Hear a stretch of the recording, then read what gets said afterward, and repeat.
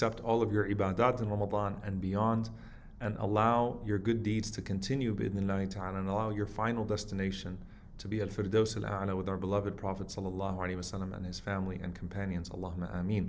So I know you all are missing Ramadan already, the Quran 30 for 30, the nightly bond that we had over the Quran, the daily Jannah series, the late night talks, the Taraweeh Khatiras.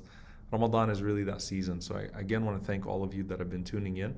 And I also want to remind you that it's not over. Yes, alhamdulillah, we do a lot in Ramadan, but this channel is going to remain busy. So keep tuning in, inshallah ta'ala, to the wonderful content that we'll be producing. We'll be producing, the short tips on how to keep yourself engaged, inshallah, after Ramadan.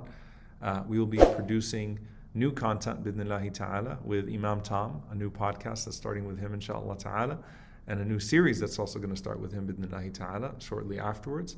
We will have a mini documentary. Some of you have seen the mini documentary on the martyrs of Mu'tah. If you haven't, scroll down and watch it, inshallah ta'ala, where I had a chance to visit the site of the Battle of Mu'tah, where Zayd radiallahu anhu is buried, where Ja'far radiallahu anhu is buried, where Abdullah ibn Rawaha radiallahu anhu is buried. So this is going to be a longer one because many of the prominent companions died in the plague of Amwas. So Abu Ubaidah ibn Jarrah radiallahu ta'ala anhu, Mu'adh ibn Jabal radiallahu anhu, and others, bi'idhnillah. So please look out for that, inshallah ta'ala.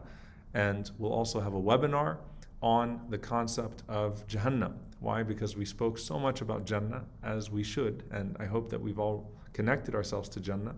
So then what's the point of Jahannam, and what are some of the contrasts of the people of fire and the fire itself, and why does it exist, and how can we also meaningfully connect to the concept of fear of fire while at the same time aspiring for the highest reward of Al-Jannah. We have a lot more coming out, inshallah ta'ala. So please tune in and catch up on the old stuff. Catch up on the Angels series if you didn't get a chance to watch that. Or watch Angels 2. Maybe you didn't even know there is an Angels 2. Or Meeting Muhammad sallallahu alaihi wasallam. Or the Day of Judgment series. Or catch up on the Habits series and some of the other great content that we have that isn't Ramadan specific. The point is, keep yourself engaged. And as for the firsts, we'll be starting that in a few weeks with the night ta'ala as well. We'll be restarting, and I look forward to that, inshallah ta'ala. So this video I wanted to make about questions about Shawwal, and specifically, questions surrounding the fasting of Shawwal. But before I get there, this month, subhanallah, is special specifically for the reason that it gives us a chance to sustain what we have gained in Ramadan. That's literally what this is. This is your post-workout month. This is your recovery month. This is your month where, inshallah ta'ala, you show that trajectory that you have intended in Ramadan is one that you intend to stay upon.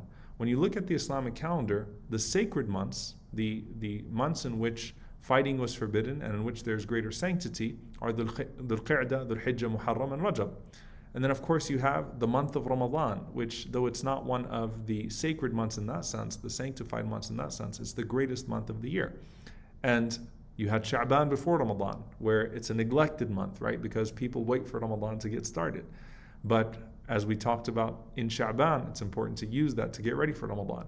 Shawwal comes around, and Shawwal has the potential to make your Ramadan meaningful for a lifetime. Now, let's talk about this, inshallah ta'ala, especially when it comes to fasting. Allah Azza wa Jal has given us a gift through our Messenger sallallahu alaihi wasallam that whoever fasts the month of Ramadan and then follows it with 6 of Shawwal, it is as if they have fasted an entire lifetime. Kasiyami dahr. The Prophet ﷺ explained that because deeds are at minimum multiplied by 10. Every good deed at the minimum is multiplied by 10.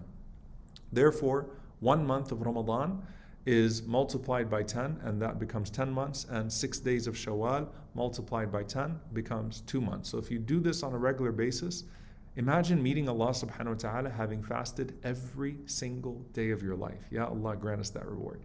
That you meet Allah Azza wa Jal and you are someone, it's as if you fasted every day of your life.